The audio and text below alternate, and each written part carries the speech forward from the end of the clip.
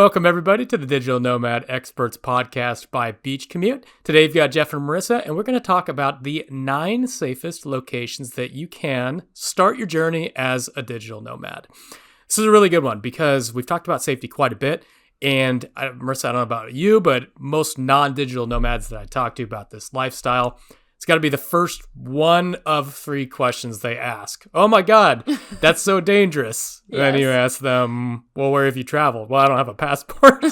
So there's a lot of misconceptions that I think we need to, we have in the past, we've done a pretty good job of dispelling a lot of these misconceptions and giving you a lot of tips. I don't have the podcast number. We'll send it out in the show notes. But in this episode, we wanted to come up with specific places that we've lived that we know to be good starter locations in terms of safety. And as we're going through these criteria, we're thinking, are they actually good digital nomad locations? Are they affordable, good accommodations, all of that jazz? Other digital nomads around. Exactly. Or are you going to be completely alone, or are you going to be surrounded by other digital nomads? So with that, Marissa, the first one on the list is yours. Perfect. Start us off. And I actually want to preface this before we jump right in. I know before I started my digital nomad journey, and I was like, where can I travel safely to as a solo female traveler?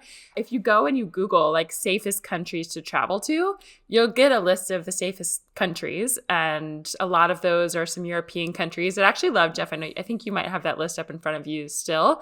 The reason we want to do this episode is because digital nomad locations are really different than just safest countries. So some of the safest countries are not digital nomad locations. Maybe they're just much more expensive to live in. Maybe there's not a digital nomad community there. Maybe it's not, walkable or, whatever that might be. So for us, this episode was really important to share the actual realities of like where you want to start as a digital nomad, where you're going to have community and Wi-Fi and be able to live and work and walk around and get around. That's also really safe versus just going to look at the list of safest countries and you're going to show up and not find a community and quit your nomad life before you've even started because you're like, what is this? Like, this sucks. So with that, Jeff, what are a couple of those, just like if you were to look at a list of those top safest countries, what are the top couple that you come across? It's a really good point, Marissa. The top one on the list is Switzerland. Yeah. Could you imagine if we were you able will run to through your budget as digital nomads in Switzerland? It is, I believe it's top 3 in terms of, I don't have this list up, but cost of living. Yeah. Really, really high.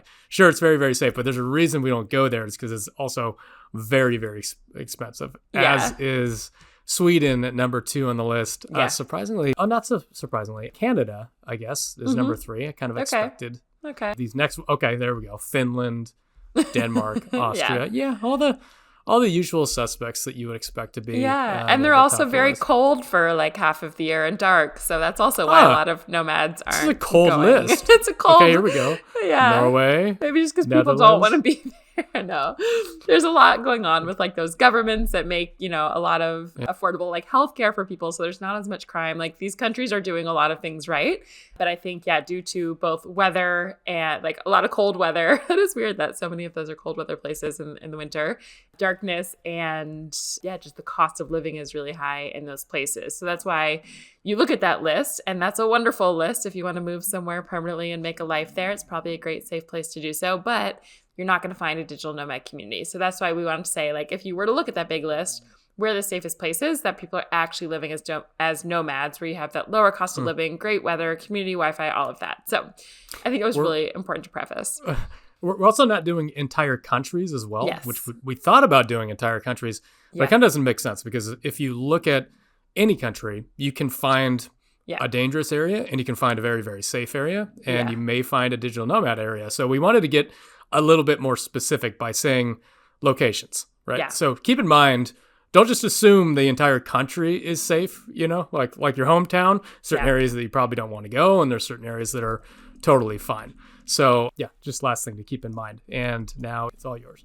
So number 1 on the list. So I've traveled to over, I think I'm at 78 countries now. Within those countries, I've been to many different places within a lot of those countries. And this location is by far the safest I have felt anywhere as a whole, and that's Copenhagen in Thailand. So to spell it, because I know a lot of people often write in, they're like, where are you talking about? Can you spell these places? It is KOH is the first word, and then PHANGAN. So it's spelled a little differently than it sounds. It's a little island in Thailand. It's actually pretty hard to get to. You have to fly to Koh Samui and then take a ferry. There's not really an airport to this island. So it's a small place. You'll see, we'll actually talk about a couple different places in Thailand throughout this list. But Koh Phangan is like, it's just this idyllic little bubble of an island. And in Thailand, crime is actually really heavily punished, even down to petty theft of like stealing your phone, stealing something. So it is, sometimes people will say it's like punishable by death if you like steal someone's phone. But at the very least, it's like, if you Google it, sometimes it says that. I can't believe that's actually the truth. But you might get put in jail. You might get like a really high fine. Whatever the government is doing there, they have put it in people's minds that it's like, it is a very serious crime to steal. And most people really don't. So as an example, living in Koh Phangan, a lot of people, so you pretty much only get around by scooter. So a lot of people will ride their scooters up to a little cafe to work, leave their, or like to go pop in and get a coffee, will leave their phone in a cup holder, leave their keys in the scooter, go in, grab your stuff, come back out, and no one will touch it. And no one will think that they do. You can leave your stuff on the beach while you go and swim. Nobody will steal your stuff there. I mean, I say nobody. Maybe there's some tourists there who don't, I never say never. But as a whole, this is sort of the culture there. It's like that kind of idyllic beach town life where it feels like everyone knows everyone and everything is safe and your belongings are safe. And when Jeff and I were talking about sort of the different sort of safety you can feel in places, we sort of split it into three. I would say there's kind of three buckets I think of. One is what I'm talking about with Koh Phangan, where it's like there's not even like no one's even stealing your stuff. Like there's just kind of like nothing's happening. You're living in a lovely little bubble. The second tier to me is like maybe people will steal your phone if you leave it out. Maybe people will pickpocket you, but it's not like assault or like your life is not in danger, but your stuff might get stolen. That's kind of tier two. Then there's like the real more dangerous places. So to me, Koh Phangan is like in that first tier bubble land of just like safety of the safety. And I have a lot of friends who loved like even thinking about Thailand compared to Mexico, they'd rather be in Thailand because they feel like I never have to watch my stuff. Like I just feel safe. My nervous system is at rest. It's like you're living in bubble land. So that's to me like the highest you can get of any of those nomad locations is Koh Phangan. I don't think I've been to any place that's really like been that level of security. Yeah, it's wild. Like all-inclusive resort level of security, yeah, but it kind of feels that wild way. That's wild. Yeah, it's really unique. So I looked it up. We're not like death row for stealing a phone, but you can get 3 years. Yeah. In prison. Yeah, which is a lot. Yeah. Yeah, exactly. It has shown to be. So yeah, so that's number one. Number two, I will kick that one off as well, is Bali in Indonesia. And to me, this is like slightly below Koh Phangan.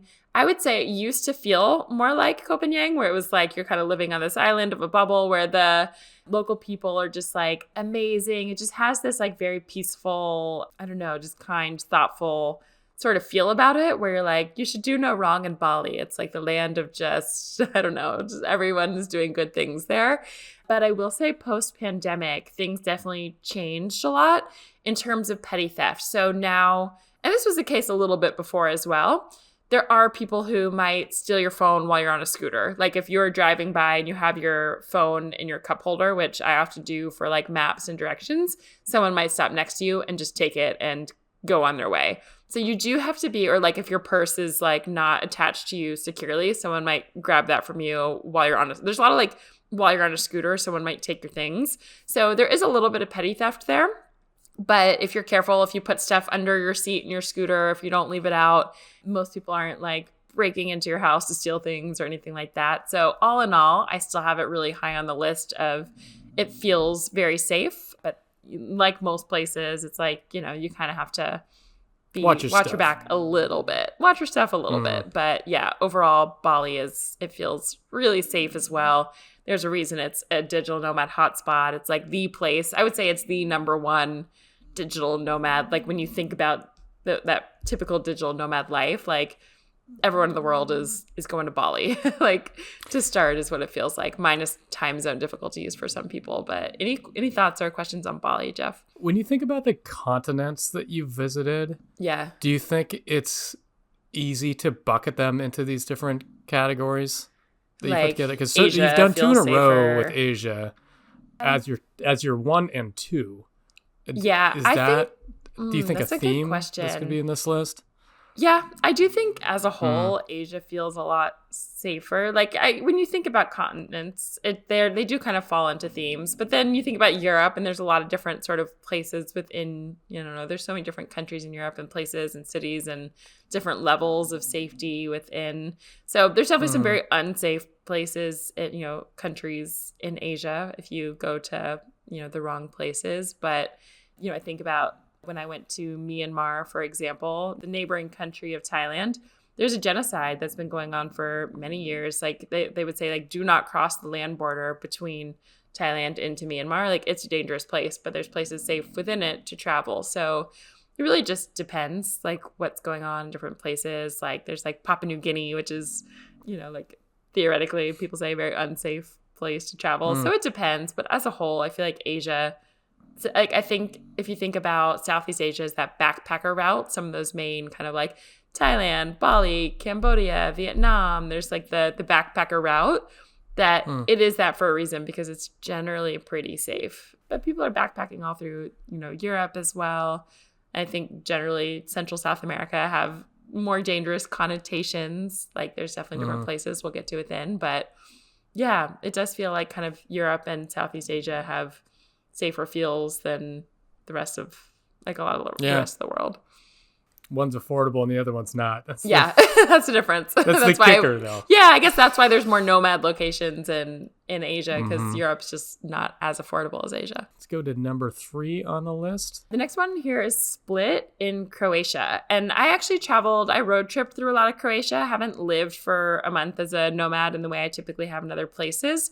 And I didn't spend an extended time in Split. But I would say Croatia as a country, as a whole, felt generally really safe compared to a lot of other countries that I've been to. It just kind of felt like no one's out to get me here. It didn't feel like I didn't ever feel like I need to hide my belongings or like be careful when I was walking somewhere. Just, it felt really safe. We road tripped. I was with another female traveler. It was just the 2 of us. We felt really safe there. And then we chose Split for this because of the locations in Croatia. You're going to find the most nomads in Split, but this is a really seasonal place. It does get cold in the winter. It's more of like, you got to hit this one at the right time of year when it's beautiful and you want to be on the water and it's warm and all of that. But it did feel like a good mention because, yeah, seasonally it is a good place and it felt really safe. So Croatia made the list there, and Split is where you're going to find. It's not as popular as a nomad destination as, say, Copenhagen or Bali, but I think during that time, you'll be able to find enough. So that's number 3. What about number 4, Jeff? Number 4 is Tbilisi in Georgia. I can't comment on all of Georgia because I've only driven through aspects of it, but I did live in Tbilisi for 5 weeks. And prior to going there, I was reading about, what does the safety look like, all that kind of stuff that you do, just kind of checking stuff out before you go. And it made lots and lots of lists as one of the safest places in Europe and Eastern Europe to travel. And I wasn't sure exactly. I wasn't able to dig into the why, like you were talking about in Copenhagen, right? How it has such strict penalties. The punishments are strong deterrents for crime. I don't know if that's the case there, but you will see it on a lot of the lists. And my experience, I could say, walking around alone at night, no spidey senses. It's a good way to put it. Good, yeah. It's also a good read when you're traveling around a place. Like you'll get the bad feels. Yeah, you're walking down lonely, dark places. If you see those kind of places, you get those feels. There was none of that. There's people walking around. It's generally pretty safe. There wasn't even any mention of petty crime. I don't know. That doesn't mean it doesn't exist, but there was no mention of it. Nobody had any issues, and I haven't read anything about it. So it kind of does put it in one of those between tier 1 and tier 2 types of places. Right. Which is really nice. And it's also clearly turning into a fairly big Yeah. digital nomad community. At least last year, it made a big push Everyone was there. Yeah. towards it. Who knows if, we're looking at digital nomad location trends. Who can predict what's going to happen next? Yeah. But it does a lot of the things that people are looking for as digital nomads. Low cost of living, safety, community. The only thing is, just like your last location, seasonality. Just don't go there in the winter. Eastern Europe, there's a reason why a lot of people are not just hanging out in Serbia in December. It's not seasonable. It's not comfortable. Yeah, perfect. And what about 5, Jeff? One of your favorites as well. 5 is Romania. And specifically, I'm going to talk about Cluj, because you could look at Bucharest and say, okay, yeah, it's also very safe. There's not really a digital nomad community there, so we're not counting it. Also, Brasov, cool place, but more of a ski town. It's not a digital nomad community, so have to exclude that. We're going to go with Cluj, which is on the eastern side, closer to Moldova. And the reason why that makes the list from a digital nomad perspective is because it's a very big tech hub over there. You've got a lot of digital nomads. You've got co-working spaces and just generally a lot of tech happening there with locals and the digital nomads. So there is, anytime you go out, you can find digital nomads. You'll find even the digital nomad food that we've talked about before. Digital nomad cafes, lots of avocado toasts and lots of protein quinoa shakes bowls. and quinoa bowls. Yeah, all of that. It's a sign of a nomad community. Yeah, exactly. There are very clear signs that you look for for a digital nomad community, and those are avocado toast is the number one. Coffee shops. Yeah, it's top 3 definitely. In terms of safety, it will make Romania itself will make a lot of these lists that you look up, safest countries to travel, very, very high on the list. And then my experience, adding a little bit of color to that, Cluj, I have felt zero danger at any point. Zero spidey senses, walking around alone at night. Yeah, the people there are generally very warm. Yeah. So good experience and a safe, easy recommendation. Awesome. All right, that brings. And I'm just going to skip your review of Romania, I think. Yeah. I didn't feel unsafe, but I just didn't love Romania. Exactly. You can add the safety aspect, but I felt pretty safe. There were some places in Bucharest that, like walking home at night, I feel a little like a few spidey senses, just because it was just such a weird place. Maybe I was just feeling like ghosts and weird spirits. Like something was off for me there. I don't know what was run down. Yeah, and I think that's something unsafe. It just felt like something's not right in that particular city. And it's big. It's the capital too, so you're gonna get some dodgy looking stuff. And I think it is important to distinguish to the audience the difference between run down and unsafe, because I've gone to many places that were run down. Just in Armenia, I mean, it looked like shit. It looked in a lot of places, it looked really, really bad. It was not necessarily unsafe. It was just unkept. Like it was just not in good shape. Yeah. And then there's other places you can go where, wow, like it looks really good. A lot of places in South Africa, it's like, oh wow, this looks really clean, nice downtown but area. You will get mugged. Like, sure, do not go outside there. So it can be a little deceiving, like when you're looking at your environment, and you might not be able to trust your eyes all the time. Yeah, that's a good point. So I'll trust you. I didn't spend time in Cluj though, so I'll trust you there. So you're not going to go. You don't need to. You can just take my word for it. I trust you. I trust you here. So number 6 on our list is Lisbon in Portugal. This has been a digital nomad hotspot. I feel like I keep even running across articles that it's like, are digital nomads like pushing locals out of Lisbon? Like, it's turned into huge. There's so many. They have a lot of easy rules to get your residency there. So many people go. If you like Europe, it's kind of like the best city that has year-round pretty decent weather. There's a lot of reasons. Like, again, I don't love Europe, so you won't really find me there. But if I had to go to Europe, I would probably choose, like if someone was like, you must live in Europe, Lisbon is one of the top choices I probably would choose. So I lived there for almost a month back in 2019, and I felt very safe. What I will say, the caveat of this is, the city felt pretty empty late at night. So, and the places where you live, you're kind of behind some little, like it's fun during the day to explore all these like little windy cobblestone streets. But sometimes at night, walking home alone as a female, it was one of those things where I was like, I just feel like I shouldn't necessarily be walking, like if there's just no one around. So that always feels eerie. Even if I'm in a really, like my neighborhood in the States, like I don't want to be walking around alone at night versus like some places you can. But that's the only caveat I would say is like if you're walking around at midnight, maybe after you've like been to a bar, it's like maybe take a taxi home. It feels a little eerie just because it's so empty, and that always is strange. But otherwise, like during the day or any like, you know, up till 9 p.m., call it, it feels really safe. It's buzzing. There's people walking around. Like there was no spidey senses until it got empty. So I would say overall, if you're looking for a European spot, it's a very hot spot for nomads, and it felt very safe as well. So before we hop to the next one, I actually want to take a quick pause. If you're listening to this and you don't yet have a remote job, but you would love to travel to some of these safe locations, check out beachcommute.com/nomadjobs. We send 5 companies who are hiring right now that have actual jobs that you can do while you travel the world. And we'll continue to send you some awesome remote job alerts along the way. So check out beachcommute.com/nomadjobs to get that email, get on our email list. And with that, we will kick it off to the next one. Number 7 is Buenos Aires. I just got back from there. This one's kind of just a subjective add-in because if you look up Argentina on the list of safest countries, it'll come in the top 25%. But again, it's an entire country, right? And it's not at the top of the list. So I'm just adding this in there because of our experience there.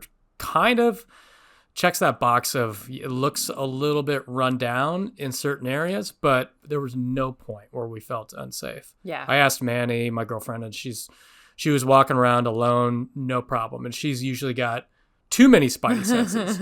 Yeah, I bet coming from Colombia, you're just like, everything I should be on edge here.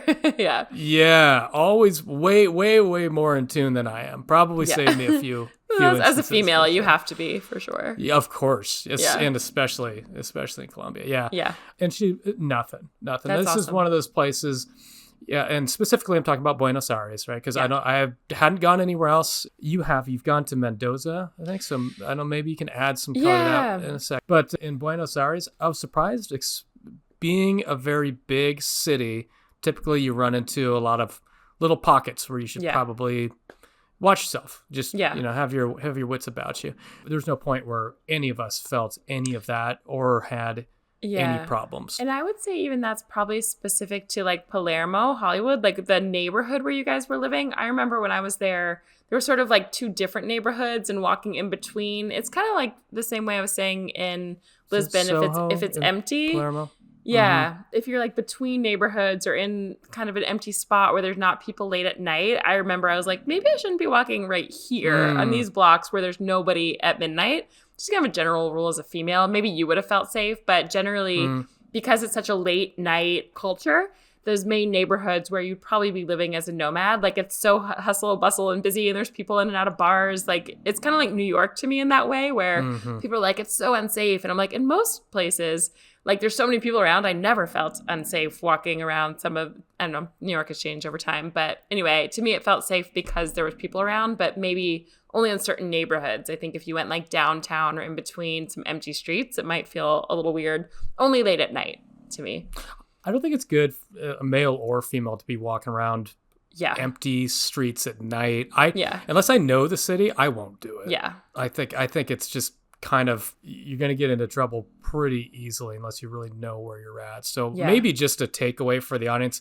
All these places are, we're doing our best to come up with this list, but you really, really have to have your wits about you. And I think that's probably a good takeaway. Just lonely, empty streets, night, not a great idea. Uber's worth the Uber. Yeah. For sure. Yeah. Perfect. Take us to the next one. Oh, wait. Did you have anything on Mendoza before we Not really. We stayed in kind of the middle of nowhere with a big group of people. It wasn't like a normal city experience. And I do think Patagonia is like pretty, like Bariloche and places. Like everywhere I hear about Argentina is pretty safe. And especially if we look at South America as a whole, it definitely has a nomad, one of the kind of safer feeling places to be. So I've got good things to say about my experience in Argentina safety-wise. Okay, so number 8 on the list is back to Thailand, and now we know why for our punishable crime. But number 8 is Chiang Mai in Thailand. So that's Chiang, and the second word is Mai, M-A-I. And it's more so, whereas Koh Phangan was a little idyllic island, this is in the north of Thailand. It's more kind of city feeling. It's all landlocked. It's not an island. And it felt really safe as well. A lot of people go here because it's a low cost of living. It's a great place. There's a lot of techie people who they're starting businesses, very entrepreneurial because you're not like locked to any specific time zone. Asia can be hard for time zones. But generally, like you can walk home 3 a.m, 4 a.m. Like it just feels safe. You can walk around with your phone out looking at directions. You never feel like anyone's going to take your stuff or steal your stuff. And yeah, just overall felt very safe to live there. Like anywhere, again, I'd rather not be walking by myself at 3 a.m. But if I had to, Chiang Mai is a place I would feel more comfortable doing than many other places that I've lived and traveled to. So overall, Thailand, I know sometimes you might read some sketchy things about Bangkok, but overall, I would say like Chiang Mai and Koh Phangan are some of those safest places there. And if you're looking for if you're more of a city person than a beach person, check out Chiang Mai. And then number 9, I actually switched this one up on you, Jeff. I was going to do another location in Thailand, but just to give us something. Call an audible on me? I'm calling an audible. I just want Right. it popped up into my mind as we were talking about Romania, actually. But this one was Bansko in Bulgaria. It feels kind of like the way I think about Koh Phangan. It feels like a little bubble. I actually can't speak to Bulgaria as a whole in terms of safety. I know there's like maybe some mixed things. And when I started to get outside of Bansko, maybe at night, I was like, I just was really unfamiliar. It felt like a very foreign culture, very foreign. Like I feel like for some reason you see a lot of men only out and about. I don't know. I noticed this when I was in Bulgaria. So to me, that's a little worrying sometimes. Like we went to some of these hot springs in the middle of nowhere. I was with like a partner and drove there, and my spidey senses were like alert because we were like in the middle of the woods walking, and I just like didn't know. I was like, should I be here? Like, I don't know. It never ended up being a problem. People were always really nice and it turned out fine. But within Bansko, it's a little ski town. So it actually is popular in the winter if you like skiing, but in the summer, it draws a ton of digital nomads. There's Bansko Nomad Fest that brings usually a couple hundred digital nomads in July, I believe it normally is. I could be wrong, but June, July, something like that. And then maybe it's in June. And then people will often stay there. So there's a great digital nomad hub culture. And within Bansko, again, it's like a tiny, tiny little bubble of a town. It feels very safe to walk around. Kind of like I mentioned in some other places, late at night, it gets pretty quiet. It's not like a huge party town. So if you're walking back to your place, to me, it gets a little eerie just as a female to be walking past midnight, but call it up to 10 p.m. Like it feels very safe walking around. I never felt like anyone was going to take my stuff anywhere. I would leave my phone, my laptop out, head to the bathroom, leave my stuff on the table. Like nothing eerie at all during most hours of the day in like Bansko proper, but just maybe late at night, I was like, I don't know. I don't think I should be walking alone. But again, that's most places for me. So that is number 9 on the list. And that brings us to the end of our safest places to start as digital nomads, because these have got great communities. Any like trends you saw, Jeff, or anything kind of overall to add to this list for someone who's thinking about getting started, maybe hasn't become a digital nomad yet, or is on that cusp and thinking about maybe going to one of these locations? I would add a couple honorable mentions. Okay, love it. I put a little bit more thought into Costa Rica, and I would say not the Caribbean side, Puerto Viejo. I've been there a couple years, and you've got like security gates with guards with guns, and they say don't walk around. And like, okay, that side not so much. But going towards the west side, Santa Teresa. Yeah, I was walking alone at night, and I didn't have any problems there. Going up further north to where you stay, like even better. Yeah. So there are, and maybe give that name. I go to a little town called Las Catalinas, and it's like a bubble of all the bubbles in a little town that just feels like the safest thing in the world. But it's like a town there's like 30 full-time families living there. It's like 200 homes. It's a very small, itty-bitty little town. So it's hard to say that, it's not like a nomad location, but it feels very safe there to me. But it's a very small country, and it's a nomad-y country. So you get bounce around a little bit. For yeah. sure. And general, I know Jeff and I did talk about whether to put maybe like Nosara or some other Costa Rican towns on this list. And you do go back and forth. Like sometimes it feels a little dicey. Like there's some spidey senses sometimes in some places in Costa Rica. But overall, I think it's like there's just far less crime there than most places. The people are really nice and friendly. It's like one of the only countries, or one of the few countries of that kind of size and caliber that doesn't have any sort of army, and instead those resources go into education. So it's like the highest literacy rate. It's like a very happy country. It's a pretty safe overall country. So I love it. I feel safe there, but it can be mixed depending where you are. Just enough to warrant a mention. Another tier 2 mention. Yeah, honorable mention.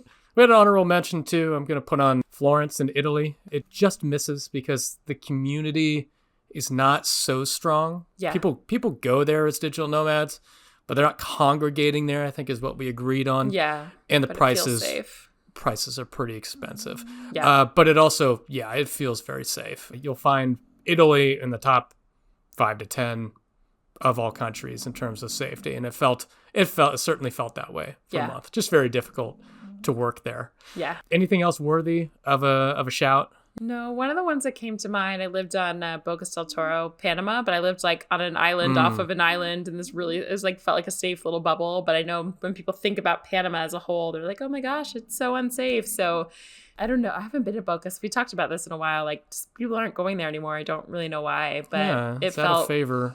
Yeah, like the islands there felt pretty safe to me. So yeah, there's lots of other little ones you can pop in, and it depends. But to me, these were some of just like, if you're looking like, I want to feel, especially whether you're male, female, you want to feel safe. You want an easy place to get started as you're, if you don't want to think about safety as your primary concern as a beginner, it's just like maybe in your first place or 2 or 3 countries that you go to.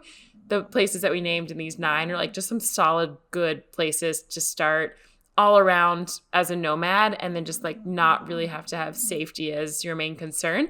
I think because as a traveler, when you talk about these spidey senses, Jeff, it's like you become more and more aware of what to look for. So if you're newer to travel or you haven't traveled extensively, like the more you do, the more places you can then go to, and you're like, what you're looking for. How to avoid the dark streets or the bad streets, or how to get an Uber, have a SIM card, find a community. Like you can push yourself more and more as you go. But these are just some places where like when you're new to travel and to nomad life, there's so much you're figuring out. Like start in one of these places and then you can kind of keep progressing from there. Because I've been in some, theoretically very, more unsafe locations, lived for a month or 2 and loved my time in those places. But it really took like building up as a traveler to know how to like what to look for, what to trust, how to navigate those places. And it would have been a lot mentally for me to start there had I done that. Yeah, it's a good point. We talk about that quite a bit, where when you're traveling to a new place, there's just a lot of processing power going on in your brain, figuring out work, figuring out safety, figuring out food. It's just remove one of those factors. Just make it a little bit easier on yourself to start, and then start to progress into more like advanced high level. I don't know. Boss challenge level travel. Yeah. Like I think about I lived in Nigeria for a month, where to go the complete opposite of Copenhagen, the home that we lived in was surrounded by a large cement wall with barbed wire on top of it, with a gate that you could not open from the inside. There was a man who lived on the inside of the gate, like someone who stayed there 24/7. And we living there had to knock on the door and have him open the gate from the inside to let us in to our own home and then lock it immediately. So you're like, something's that's playing on hard mode. Like that's hard mode. Sure. So don't do that your first trip, or you're going to be like, what have I done? But like, I loved that experience, and I'm so glad that I did that as well, So anyway, there's a whole range, and you can start to build up, and maybe that's just a good juxtaposition of like living in Copenhagen. And I did that, not that long ago. So it's nice to experience both, but especially to start, as Jeff said, that processing power where you want to be a good employee. You want to be able to do your job and put enough focus into that, and not figuring out like, how do I survive? How do I stay safe? How do I not have all my belongings stolen so that I can pay for things while I'm here and get home? So start with those and then work your way up would be my advice. Perfect. With that, thank you everybody for joining us this week. We will see you again next week.